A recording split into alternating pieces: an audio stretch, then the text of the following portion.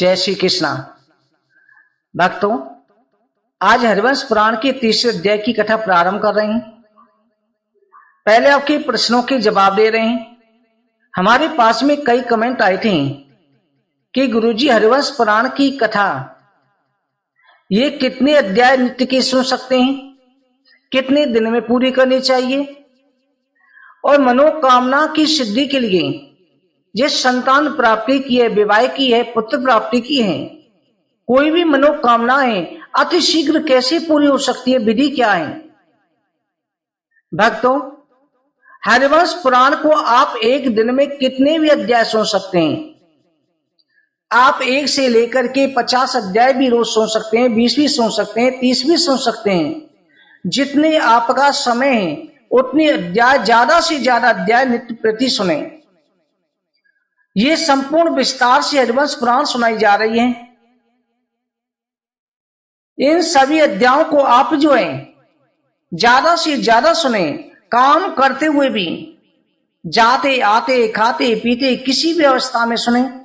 यहां तक कहा जाता है क्या फोन पर चला करके घर में रख देते हैं, कानों में पड़ती रहती है, आवाज आती रहती है, तब भी फल प्राप्त होता है। हरिवंश पुराण सुनने में आपको संकल्प जरूर लेना चाहिए। हाथ में जल लेकर के संकल्प ले, वे नाम गोत्र उच्चारण करके, जो आपको वीडियो की डिस्क्रिप्शन में लिखा हुआ मिल जाएगा। और इसके साथ अर्जी अवश्य लगानी चाहिए, जो अर्जी भी आपको वीडियो की डिस्क्रिप्शन में मिल जाएगी। अगर आप हमारे द्वारा अर्जी लगवाना चाहते हैं, क्योंकि गुरु के द्वारा अर्जी लगाने से घर में जो हरिवंश पुराण कराते हैं लाखों रुपया खर्च करके, वो फल अर्जी लगा करके सुनने से आपको घर पर ही प्राप्त हो जाता है। इसलिए आप हमारे द्वारा अर्जी अवश्य लगवा लें। उसके लिए आप संकल्प दक्षिणा देकर के उसके बाद में जो सेवा लिखी जाती है, कार्य होने के बाद में वो सेवा देनी होती है। इसलिए बार बार कहा जाता है अर्जी अवश्य लगाएं। अर्जी लगाने से कई दंपतियों को एक बार में फायदा हो गया है। जिनको डॉक्टरों ने जवाब दे रखा हो कि संतान हो ही नहीं सकती, कोई भी शक्ति संतान पैदा नहीं कर सकती, उनको भी 7 बार अर्जी लगा करके कथा सुनने से फल प्राप्त हुआ है। विश्वास के द्वारा कथा श्रवण करें। जो हमने 5 साल पहले भी कथा डाल रखी थी, आप सभी का बहुत अच्छा प्यार उसमें मिला है। परंतु ये पहली बार YouTube चैनल पर पूरी विस्तार से 3 से 18 अध्यायों की कथाएं डाली जा रही हैं। प्रिय भक्तों, अब कथा को प्रारंभ करते हैं। श्री सूत जी महाराज कहते हैं कि ऋषिवरों, राजा जनमेजय ने कहा कि बेसांपायन गुरु जी, आप इस देवता, दानव, गंधर्व, सर्प और राक्षसों की उत्पत्ति को विस्तार पूर्वक कहिए। वैशंपायन जी कहने लगे, हे राजन, पहले स्वयंभू ब्रह्मा जी ने दक्ष को आज्ञा दी कि तुम प्रजाओं की सृष्टि करो। उस समय दक्ष ने जरायुध आदि प्राणियों की सृष्टि जिस प्रकार करी उसी सुनो। दक्ष ने पहले ऋषि, देवता, गंधर्व, असुर, यक्ष, भूत, पिशाच, पशु, पक्षी, सर्पों की मानसी सृष्टि रची, जो संकल्प मात्र से उत्पन्न कर दिया था। परंतु पूर्व कल्प के वैर को स्मरण करके बुद्धिमान भगवान महादेव जी ने जब ये विचार किया कि दक्ष की मानसी प्रजाएं ना बढ़ें, तदनुसार जब उनकी मन से उत्पन्न हुई प्रजाएं अधिक उन्नति ना कर सकी, तब दक्ष प्रजापति विचार में पड़ गई। फिर उन्होंने प्रजा की वृद्धि करने के लिए मैथुन धर्म से अनेक प्रकार की प्रजाओं की रचना करने का विचार किया। इस विचार के अनुसार वो परम तप के करने के कारण संसार को धारण करने की समर्थ वीरण प्रजापति की मां मयम पुत्री अशकनी के साथ में विवाह किया, उसे पत्नी रूप में स्वीकार किया। इसके बाद वीरवान दक्ष प्रजापति ने वीरण की पुत्री अशकनी द्वारा 5000 पुत्रों को उत्पन्न किया। उन महाभाग्यमान दक्ष पुत्रों को प्रजा की वृद्धि करने के लिए उत्सुक देखकर प्रियवादी देवर्षि नारद जी उनको ज्ञान का अधिकारी समझ करके आत्मज्ञान का उपदेश दिया। नारद जी के वचनों से दक्ष पुत्र संन्यास मार्ग में चले गए, परंतु नारद जी का ज्ञान उपदेश देना स्वयं श्राप पाने से ज्यादा अधिक बन गया। ब्रह्मा जी ने जिन श्रेष्ठ पुत्र नारद को उत्पन्न किया, उन्होंने कश्यप मुनि ने दक्ष के शाप के भय से दक्ष की पत्नी की छोटी बहन उनकी पुत्री के समान थी, उसके द्वारा जन्म लिया। नारद जी पहले ब्रह्मा जी से उत्पन्न हुए, फिर वही दक्ष के श्राप से नष्ट हो गए थे। फिर उन्होंने दक्ष प्रजापति की पत्नी की छोटी बहन से दोबारा से जन्म लिया। उन मुनि पंगव नारद जी को कश्यप ने ब्रह्मा जी के समान ही फिर प्रकट किया था। दक्ष के हर्यश नामक जो 5000 पुत्र थे, नारद जी ने उनको शास्त्रोक्त विधि से देवाभिमान से मुक्त करके संसार से दूर कर दिया। तब नारद जी से चेतावनी पाकर संसार को त्याग करके परमानंद की खोज करने के लिए वन में चले गए। तब अनकम पराक्रमी दक्ष प्रजापति नारद जी को नष्ट करने के उद्यत हुए। उस समय ब्रह्मा जी ने, मर्ची ने, आज महर्षियों ने जाकर दक्ष से कहा, ऐसा ना करके आप शांत हो जाइए। महर्षियों ने दक्ष और ब्रह्मा जी में संधि करा दी और नारद जी से संधि कराई। दक्ष ने कहा कि आपका पुत्र नारद मेरी पुत्री अथवा छोटी साली का पुत्र बनकर के उत्पन्न हो। तब दक्ष ने प्रजापति कश्यप को तेरे कन्या अर्पण करते समय उस कन्या का दान भी कर दिया। इसका दक्ष के श्राप के वैसे नारद ऋषि कन्या से फिर उत्पन्न हुए थे। जन्मे जी ने पूछा, देवर्षि महर्षि नारद ने प्रजापति दक्ष के पुत्रों को किस प्रकार नष्ट किया, उनको मैं स्पष्ट रूप से सुनना चाहता हूं। वैंसापन ऋषि कहने लगे कि हे राजन, दक्ष के हर्यश नामक पुत्र महावीरवान थे। जब वो प्रजाओं की वृद्धि का विचार करने के लिए तैयार हुए, तब नारद जी ने उनसे कहा कि दक्ष के पुत्रों, खेद के पास साथ कहना पड़ता है कि तुम बड़े नादान हो। तुम्हें प्रजा की सृष्टि करने की रचना हुई, किंतु तुम इतना भी नहीं जानते जहां सृष्टि करनी है उस पृथ्वी की लंबाई चौड़ाई कितनी है, ये ऊपर नीचे भीतर से कैसी है। ऐसी दशा में तुम लोग प्रजाओं की सृष्टि कैसे करोगे। नारद जी की इस बात को सुनकर के वो दक्ष के पुत्र पृथ्वी का प्रमाण नापने के लिए 10 दिशाओं में चले गए। प्राणवायु के लिए आहार न पाकर वो सब के सब परावर विनाश को प्राप्त हो गए। जैसे नदियां समुद्र में मिल जाने पर वहां से फिर नहीं लौटती, उसी प्रकार वो बालक अब तक नहीं लौटे। प्रचेताओं के पुत्र दक्ष ने हर्यशों के नष्ट हो जाने पर वीरण की पुत्री से फिर 1000 पुत्रों को उत्पन्न किया।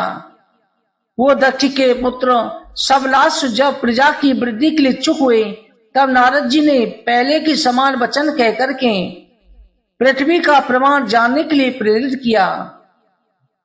तब वो आपस में कहने लगे, महामुनि नारद ठीक कहते हैं, अपने भाइयों के मार्ग के जानने के लिए वो निसंदेह हमें भी अवश्य प्रयत्न करना चाहिए। हम पृथ्वी के प्रमाण को जानकर एकाग्र स्वस्थ चित्त से सुखपूर्वक प्रजाओं को क्रमानुसार सृष्टि करेंगे। ऐसा निश्चय करके वो भी उसी मार्ग से चारों दिशाओं में चले गए। समुद्रों से उनसे मिली हुई नदियों के समान अभी तक नहीं लौटे। सब लाशों के भी नष्ट हो जाने पर दक्ष प्रजापति ने क्रोध में भर करके नारद जी से कहा कि तुम्हारी देह नष्ट हो जाए, तुम फिर गर्भ में निवास करो। उस दिन से जो भाई भाई को खोजने के लिए जाता वो शीघ्र नष्ट हो जाता। अतः बुद्धिमान को ऐसा नहीं करना चाहिए, किसी को भटकाना नहीं चाहिए। नारद जी ने भटका करके बहुत बड़ी गलती करी थी। पुत्रों के नष्ट हो जाने पर फिर दक्ष प्रजापति ने वीरण की पुत्री अपनी पत्नी के द्वारा 7 कन्याओं को जन्म दिया। वो कन्याएं स्त्री होने से नारद जी के आत्मज्ञान के उपदेश के पात्र नहीं हुई। कुलोत्सव जन्मेजय, उनमें से कुछ कन्याएं कश्यप जी ने अपनी पत्नी के रूप में स्वीकार कर लिया। चंद्रमा धर्म दूसरे ऋषियों ने भी उन कन्याओं के साथ में विवाह कर लिया। सभी ने पत्नी रूप में स्वीकार करा। दक्षिणी धर्म को 10, कश्यप जी को 13, चंद्रमा को 27, अरिष्नेमी को 4, भृग को 2, अंगरा को 2 और कुशास ऋषि को 2 कन्याएं दी थी। उनके नाम मुझसे सुनो।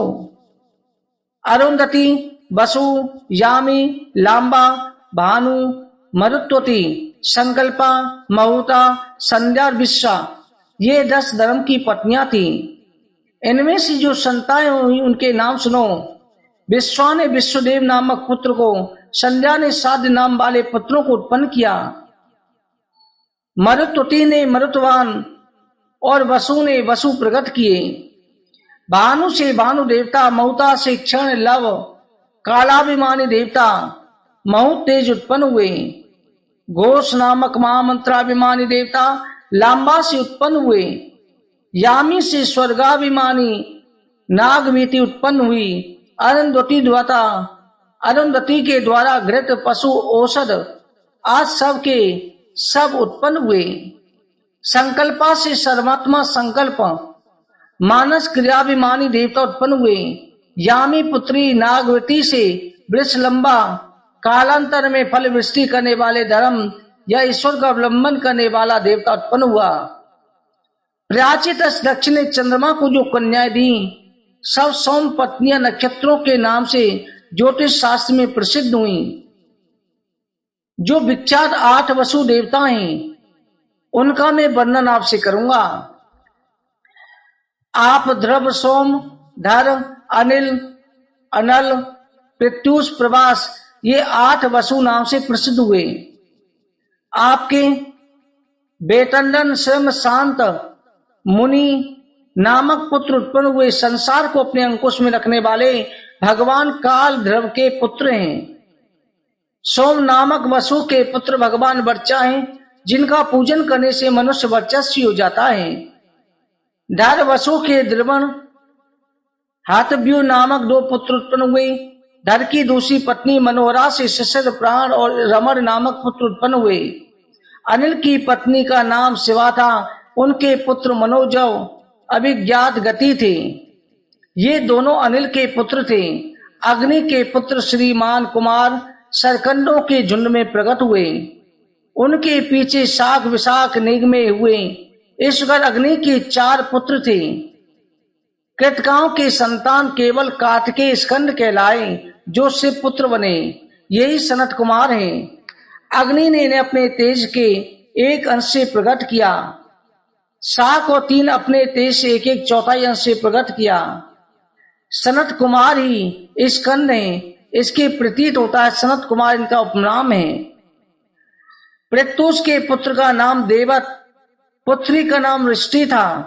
देवल के 2 पुत्र हुए, क्षमावान और तपस्वी। बृहस्पति की बहन का नाम ब्रह्मचानी था। वो योग सिद्ध श्रेष्ठ स्त्री आसक्ति को लगाकर सारे संसार में विचरण करती थी। वो प्रवास नाम वाले 8वें वसु की भार्या बनी। उसके गर्भ से विश्वकर्मा नाम वाले मां भगवान प्रजापति उत्पन्न हुए। उन्होंने हजारों शिल्प कलाओं की रचना करी। देवताओं के बढ़ई और शिल्पियों के शेष विश्वकर्मा सब आभूषण बनाने वाले हैं। उन्होंने सब देवताओं के लिए विमानों को बनाया। उन महात्मा शिल्पा से मनुष्य भी अपनी आजीविका चलाते हैं। दक्ष ने मनुष्यों की सृष्टि करी। दक्ष ने कश्यप मुनि को जो 13 कन्याएं दी, उनकी सुरभि की संतान का वर्णन सुनो। तब से मगन हुई सुरभि ने महा तेजस्वी महादेव जी से वर पाकर के कश्यप जी के द्वारा 11 रुद्रों को उत्पन्न किया। हे भरतवंशी राजन, अजीक पाठ, आर्यभुन्न, तोषता और रुद्र, ये सब सुरभि की संतान है। तोषता के मां तपस्वी और श्रीमान पुत्र का नाम विश्वरूप था। राजन, हर बहुरूप त्रंबक अपाजित वृषा कपि शंभु कपर्दी रेवत मृगवा सर्व कपाली, ये तीनों भुवनों के ईश्वर 11 रुद्र कहे गए हैं। पुराणों में अमित पराक्रमी रुद्रों के सैकड़ों रूप बताए गए हैं। इनसे चराचर लोग भरे हुए हैं। भरत साधु, अब तुम मुझे कश्यप की स्त्रियों के नाम सुनो। कश्यप जी की 13 पत्नियां थी। उनके नाम है अदिति, दिति, दनु, अरिष्टा, सुरसा, खसा, सुरभि, विनिता, ताम्रा, क्रोधवसा, इरा, कद्रु और मुनि। राजन, इनमें जो संतान है उनका वर्णन मुझसे सुनो।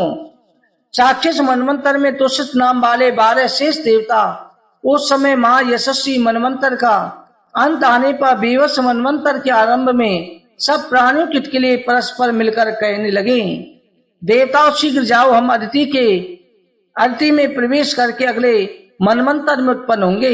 ये कार्य हमारे लिए शेषकर होगा।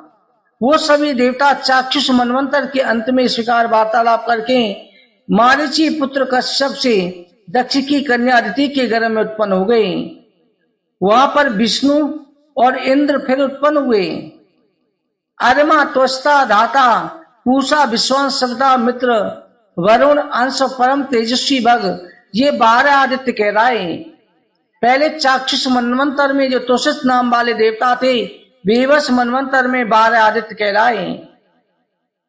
जो सुंदर वृद्धान करने वाली चंद्रमा की 27 पत्नियां कही गई हैं, इन अमित तेजस्वी पत्नियों की ज्योतिर्मय संतान उत्पन्न हुई।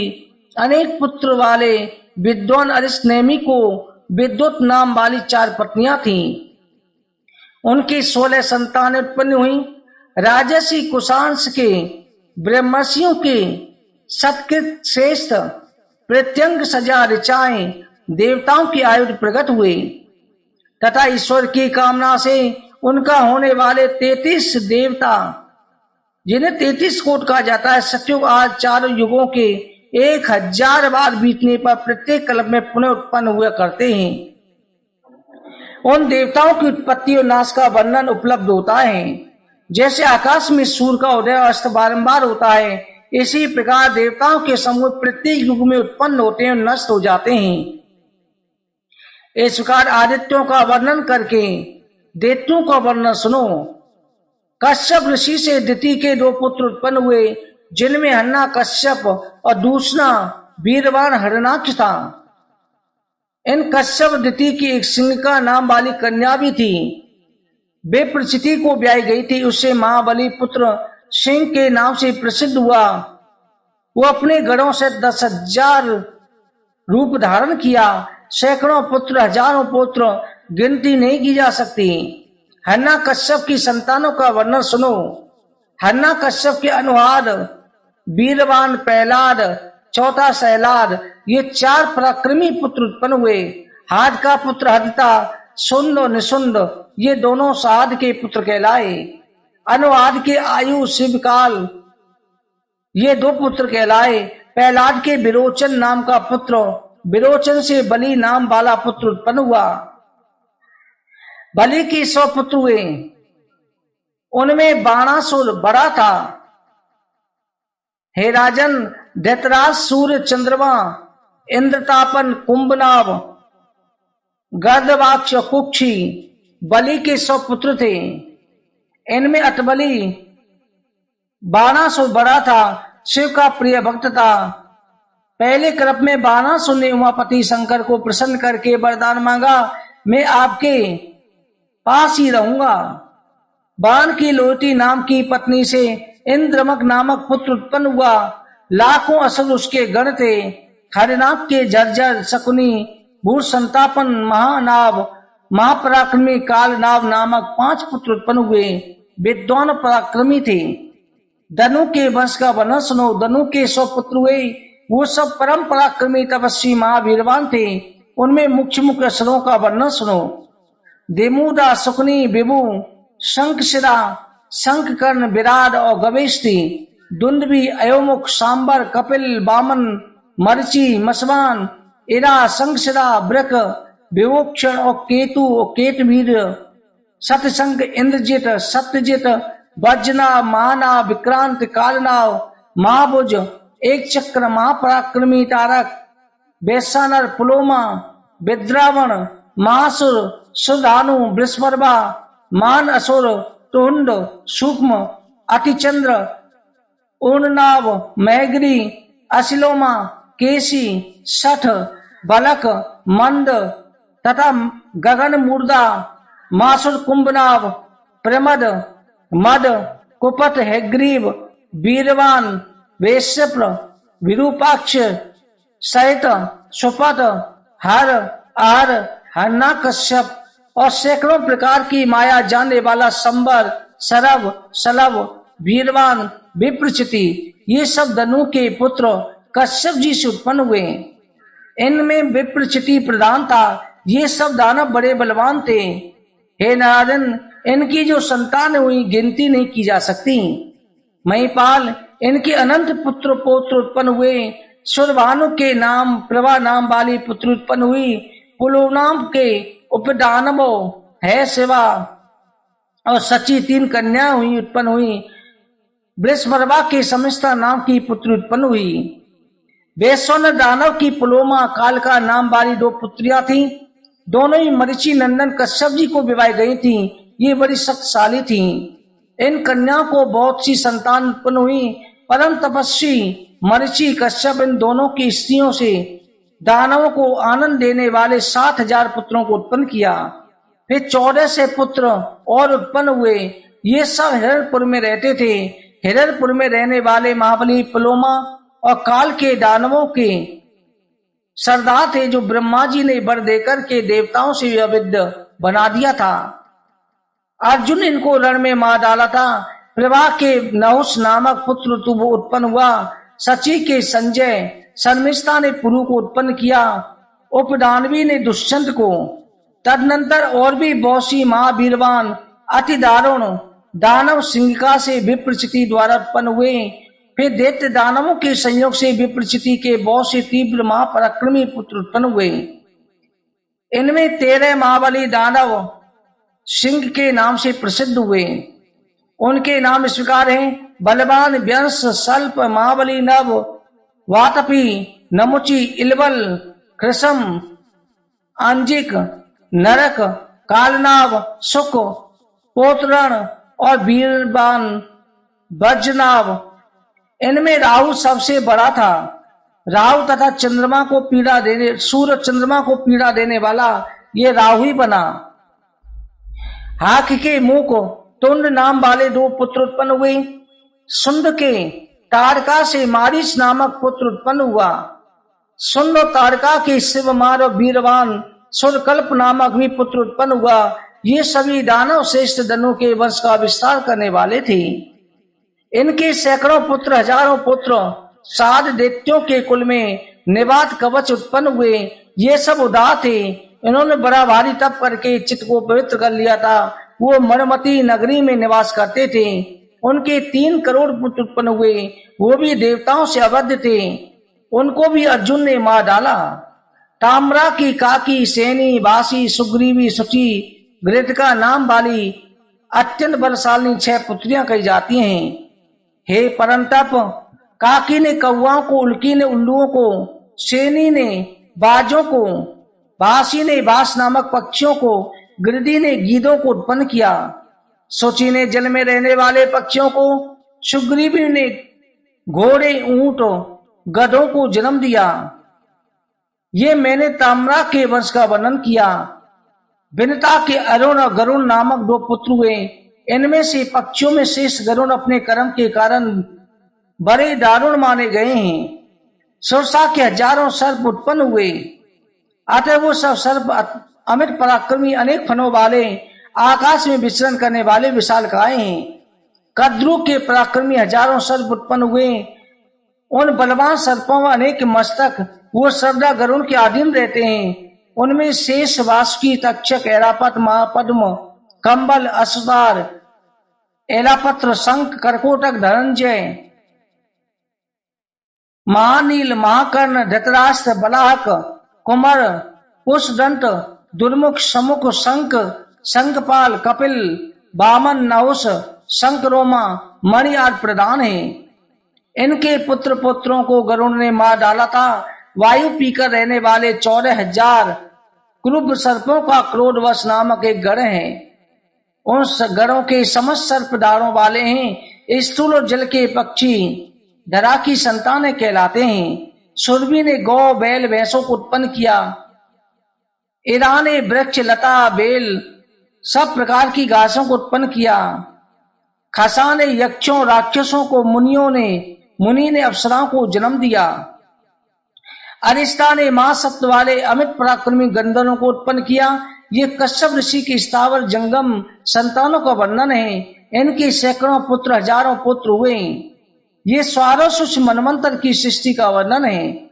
जब बेबस मनवंतर में वरुण देवता संबंधी भारी यज्ञ चल रहा था, तब ब्रह्मा जी की आहुति देते समय प्रजापति प्रजाओं की रचना का जो क्रम चला, उनका यह वर्णन किया गया है। उस समय प्रजा में ब्रह्मा ने अपने मन से संकल्प उत्पन्न हुए 7 ब्रह्म ऋषियों को स्वयं ही अपने औरस पुत्र के रूप में स्वीकार किया था। हे राजन, तदनंतर सभी देवता और दैत्यों में विरोध होने पर दिति के पुत्र नष्ट हो गए। उनसे महर्षि कश्यप को फिर प्रसन्न किया। उनसे भलीभांति आराधना करके कश्यप जी का चित्त प्रसन्न हो गया। तो उसने वर मांगने को कहा। तब दिति ने वर मांगा कि मुझे इंद्र का वध करने वाले अमित पराक्रमी पुत्र दीजिए। ये सुनकर कि उस महातपस्वी कश्यप ने उसका मांगा हुआ वर उसको दे दिया। ये वर देकर कश्यप मुनि उनसे शांत भाव से बोले, यह तुम इस गर्भ को मेरी बताई हुई विधि से धारण कर सकोगी। तुम्हारा पुत्र इंद्र को मारने वाला होगा। तुम्हें पवित्रता पूर्वक रहने का व्रत लेकर 100 वर्षों तक अपने उदर में इस गर्भ को धारण करना पड़ेगा। यह तुम ऐसा कर सकोगी तो वो पुत्र इंद्र को मारने वाला होगा। तो उस देवी ने अपने मां तपस्वी स्वामी से कहा कि अच्छा, मैं ऐसा ही करूंगी। फिर उस गर्भ को धारण करके पवित्रता से रहने लगी। अमित पराक्रमी देवताओं में श्रेष्ठ गर्भ की प्रकाशित करने वाली कश्यप की पत्नी इसका अदिति गर्भ को धारण करके रहने लगी। कश्यप जी वहां से चले गए। तो उस समय पर देवताओं से अवध अपने दुर्दश तेज को स्थापित करके तप करने के लिए कश्यप जी पर्वत पे थे। इधर इंद्र उनके छिद्र को ढूंढने लगे, गलतियां ढूंढने लगे।